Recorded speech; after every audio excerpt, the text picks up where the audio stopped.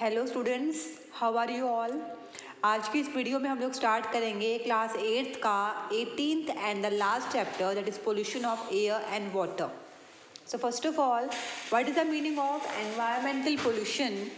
Environmental pollution is defined as the undesirable change in the physical, chemical or biological characteristics of air, land and water.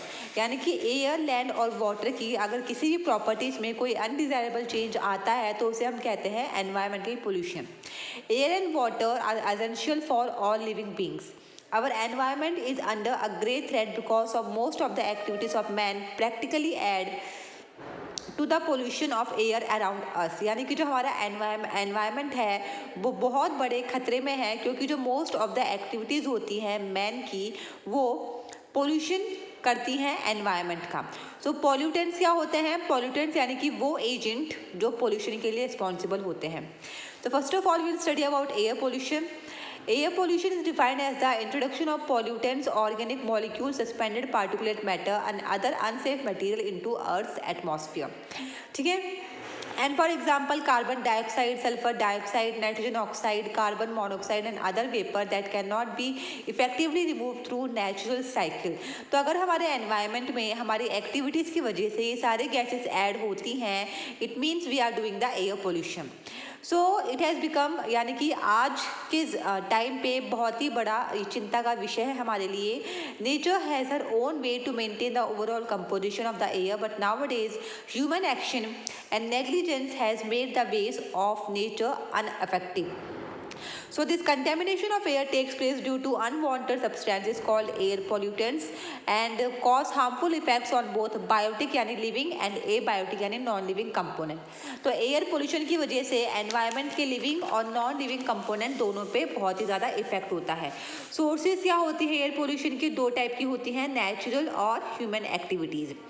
Natural में for example pollen grains, hydrocarbons release by vegetation, dust from desert, storms, volcanic ash and gases, particulate smoke and trace gases from forest fire. Then volcanic eruption also causes air pollution. Okay, then the decaying of organic matter releases methane gas which causes air pollution, and dust storms carries fine sand which causes air pollution and reduces vision capacity और causes vision retardation. Human activities में बहुत सारे examples आते हैं. For example industrial activities, okay, then thermal power plants, deforestation, using of petrol and diesel, then indoor pollutants for example insecticides, pesticides, mining and cigarette smoking. तो ये सारे वो factors हैं जो कि यानी कि वो ह्यूमन एक्टिविटीज़ हैं जो एयर पोल्यूशन करती हैं. इफेक्ट्स क्या होते हैं एयर पोल्यूशन के? कार्बन मोनोऑक्साइड गैस रिलीज होती है और ये कार्बन मोनोऑक्साइड गैस जो है हमारे ब्लड के साथ कंबाइन करके हमारी जो ऑक्सीजन कैरिंग पावर है उसे काफ़ी हद तक कम कर देती है. Then in winter some people warm their homes with coal fire. यानी कि विंटर्स में some people warm their homes with coal fire, और जब ये coal fire through this coal fire they are releasing harmful toxic gases into the home which causes suffocation and death. Then exposure to high level of suspended particulate matter यानी कि SPM की वजह से it can cause irritation of the eyes, nose, throat and lungs, and these pollutants causes respiratory diseases. Then in winters air pollution becomes visible in another form known as smog. यानी कि when soot, chemicals and poisonous gases get attached to the winter smog, they form a highly dangerous combination which is called as smoke, यानी कि smoke plus fog, and the smoke causes breathing difficulties, for example this is asthma, cough and wheezing in children. Next is chlorofluorocarbon. By using chlorofluorocarbon it causes the depletion of ozone layer. Then dust which is produced by blowing wind या heavy traffic on roads, it causes lots of allergic reactions in human body. Okay, so next is ozone layer. Ozone is a very important layer. It is bluish colored gas which is abundant at an altitude of 20 to 25 kilometer. It is present in the stratosphere layer of the atmosphere and it is also called as ozonosphere. What is the role of ozone layer? It protects us from harmful ultraviolet radiations of the sun. Ozone hole. It has been found by scientists that ozone layer is being destroyed above the continent, which is called as Antarctica, which causes ozone holes. Actually, it is not the ozone hole, it is the reduction in the thickness of the ozone layer. Then what is acid rain? When burning of fossil fuel besides other things add toxic gases, for example sulfur dioxide and nitrogen oxide, into the atmosphere. And when these gases they mix up with the rainwater, they causes acid rain. For example, sulfur dioxide on reacting with water produces sulfuric acid, and in the same way nitrogen oxide produces nitric acid. And both these acids are highly strong acid, therefore they are highly corrosive. These harmful gases are soluble in water. They mix with the water droplets in the atmosphere and fall down on the earth, which is also called as acid rain. It means that when rainwater contains acid like sulfuric acid and nitric acid, and whenever they fall on the earth, that type of rain is called as acid rain. So acid rain causes the corrosion of stone structures and lots of buildings. It causes damages to crops and forests. Then it makes lakes and streams acidic and unsuitable for aquatic plants, fishes and other animals. So acid rain causes great damage to living and non-living things. Okay, so next is acid rain can affect a large area. Wind can carry air containing sulfur and nitrogen oxide to far away places. For example, the southern parts of Norway do not have any large industries. Still, most of its lakes have turned acidic because of acid rain. Okay, so what are the harmful effects of acid rain? It causes the corrosion of buildings. It adversely affects the aquatic plant because it increases the acidity of the water. It causes corrosion of metallic surfaces. It is dangerous to the plant. Then acid rain also affects the textile fabrics, paper and leather products. It reduces the soil fertility and also affects the human respiratory system. Then what is the effect of acid rain on Taj Mahal? Because of the acid present in the rain like sulfur dioxide and nitrogen dioxide, it poses a great danger to the beautiful monument which is called as Taj Mahal in Agra.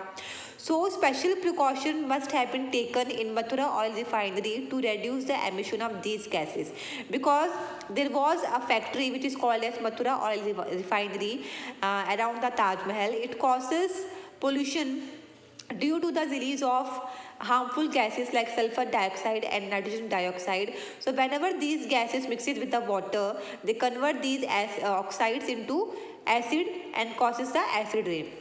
So moreover, the Supreme Court of India has ordered industries to make use of cleaner fuels such as CNG and LPG near the Taj Mahal. It has also ordered the automobile to make use of lead-free petrol, or we can say unleaded petrol or diesel. Greenhouse effect. The greenhouse effect is the warming of Earth's surface and the air above it. So due to the increase in the level of greenhouse gases, for example, these all are the example of greenhouse gases. So whenever their concentration increases in the atmosphere, they causes the gradual increase in the temperature of the Earth, which is called as global warming. Then scientists believe that the average global temperature may rise as much as 2 degrees Celsius by the end of this century. But this can cause large-scale melting of ice in the polar region.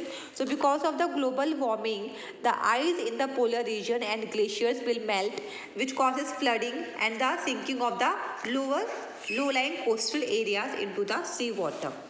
So it is also expected to cause climate changes affecting rain patterns, forest, plants, terrestrial and aquatic animals. So these are the harmful effects of global warming. So how we can prevent air pollution? So these are the various methods which we should adopt to reduce the air pollution or to prevent the air pollution. Next is water pollution. Undesirable change in the quantity of water is called as water pollution.